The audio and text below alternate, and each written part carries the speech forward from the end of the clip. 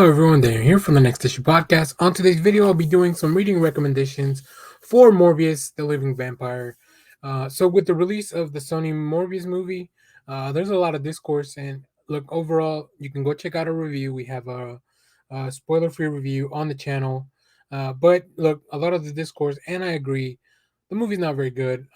Even though I was still entertained. I think there's so much stuff. Morbius is a really cool character, and I think that it is well worth everyone's time to actually go check out some of the stuff of Morbius in the comics, so you can kind of see why people may not be enjoying the latest take as much. So, in this video, I'm going to give you some reading recommendations for Morbius, the Living Vampire, uh, that you can go check out. You can either go to the comic shops, pick up most of this stuff. There's not a lot of, there's a few things that are a little bit older, so you may have an issue trying to find. But other than that, everything should be readily available either at your local library, your comic shop, online to read Comixology or however you read your digital comics. So let's go get into it. First up, and I have read a lot of these, but not everything. But I was going based on just research and actually some people that I really trust with comics. They gave me some feedback. So first of all, this is from 2019, Morbius the Living Vampire. I did read this miniseries, written by Vita Ayala, with pencils by Marcelo Ferreira, covers by Ryan Brown. Um, this was a new ongoing. After a while, Morbius had not had his own book in a while. So after all these years, Nobel Prize winning biologist Michael Morbius has been struggling to cure himself of his vampirism, and now, for the first time in years, one may be within reach, but the path to it's littered with dangers and worse. So yeah, this was something that was really good. Vita Yala is a fantastic writer. I love a lot of their stuff, especially when it comes to X-Men. But Morbius was an interesting take. It doesn't really explain to you how Morbius became the vampire. It really assumes that you know a little bit of backstory on Morbius. But in this case, very cool stuff. Short story. You get to see a lot of characters that are Morbius adjacent. Including a well-renowned monster hunter. So definitely enjoy that. So recommend go check that out. That is Morbius, the Living Vampire miniseries from 2019. Next up, we have Morbius, the Living Vampire 2013. It includes issues 1 through 9. So this is all available to read on Marvel Unlimited as well. This came out on November 20th of 2013, written by Joseph Keating and Dan Slott, with art by Alejandro Villanueva, Ibarne, Richard Nelson, and Valentine De Leandro. This series was actually pretty interesting because it's part of the all new Marvel line. And there was a lot of stuff that Morbius was dealing with that was a little bit different. We do have two different writers, and it went over 9 issues. Now, this series, it looks like, from what I remember, it did get canceled after issue 9. So, I think it'll be a good pathway because during the Marvel Now era, they were doing a lot of books that were very reader friendly to get into, and I think this is one of them. Also, Gifts is one of the most iconic covers that we've seen. I think anytime you search for Morbius, this cover comes up. So definitely worth your time checking it out. And like I mentioned, if you have the Marvel Unlimited service, you can read it all on there. So let's move on to our next one. This is a collected one, and there'll be a few collections here. So this is Marvelverse Morbius. Now, these Marvelverse books have been being published recently, and they kind of encapsulate and collect what the editors think is, I would call, essential reading. So this was published in January 5th of 2022. So hopefully you're still able to find it. And it collects issues from The Amazing Spider-Man 101 and 102, which is Marvel's Morbius debut in the comics. The 2-in-1 Marvel from 1974, number 15. Morbius Bond of Blood 2021. And material from Spider-Man Family 2006, which has a Morbius cameo that he definitely appears in.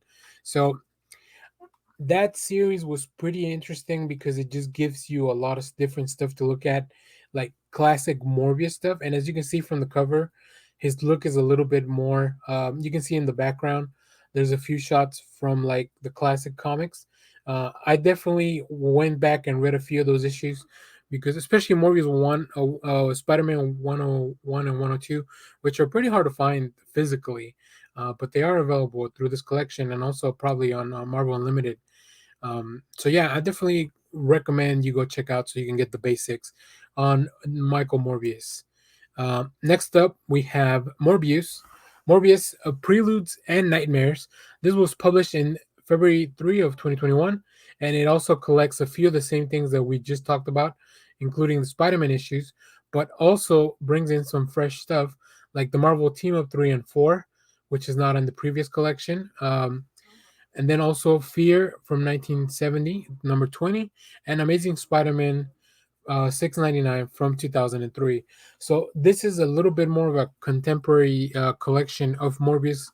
Um, and one of the things that Marvel does is definitely in their collections, which is one of the reasons that it's a little bit harder to collect. Like these collected works, sometimes they're not as like you'll have repeated stuff. Like I mentioned, this one from last year contains some stuff that we are republishing in the one from this year. So if make sure to look at the stuff that's inside of the books before you go into the collection.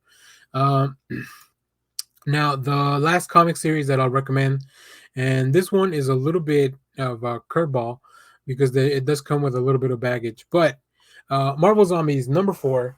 This was published back in April 8th of 2009, written by Fred Valente with pencils by Kev Walker and colors by Jen Francois Beloa with letters by Bruce Wooten.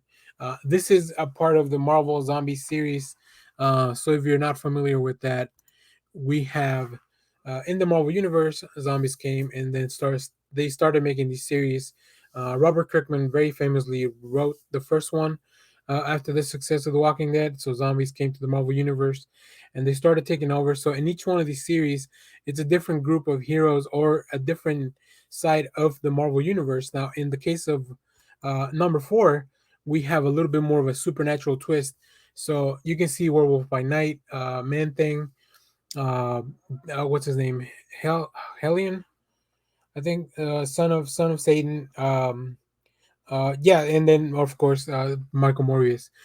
So although this story won't help you a lot with the origin of Morbius, it will definitely allow you to see a little bit more of his anti-hero characterization in the comics.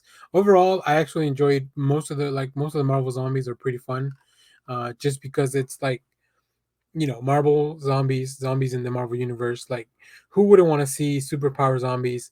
And then what kind of happens when, like, in the supernatural one, there's a really interesting thing that a lot of these supernatural beings maybe they can't be turned into zombies, but some of them do. So what happens when they do?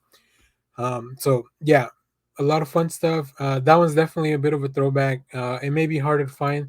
I think the collection should be a little bit easier, but all the issues once again are available on Marvel Unlimited. We're not sponsored by Marvel Unlimited, but I mean, Marvel hit us up. We're open for it. And I threw in a little bonus thing.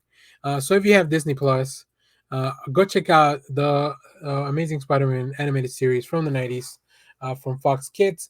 We have a really cool arc in season 2 called the Neogenic Nightmare arc. So episodes 6 through 12 heavily feature Michael Morbius in that version of that universe, including his origin. This story is where Spider-Man was turning into like an actual Spider-Man, like he was growing extra limbs, and then the more that like more and more he would become like a spider, he would grow hair and stuff like that.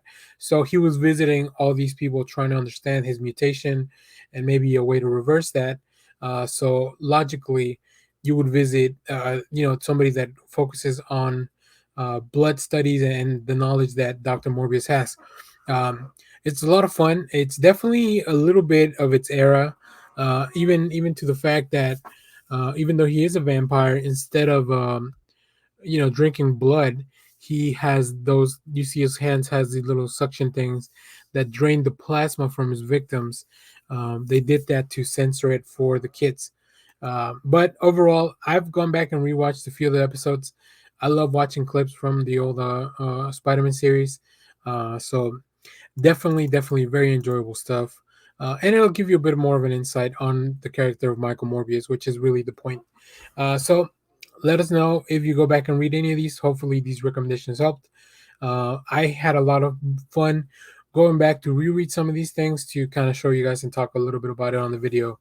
And then I watched a couple of the season two um, uh, episodes just to kind of get that fresh in my mind. So, like I said, all that stuff should be available for the most part.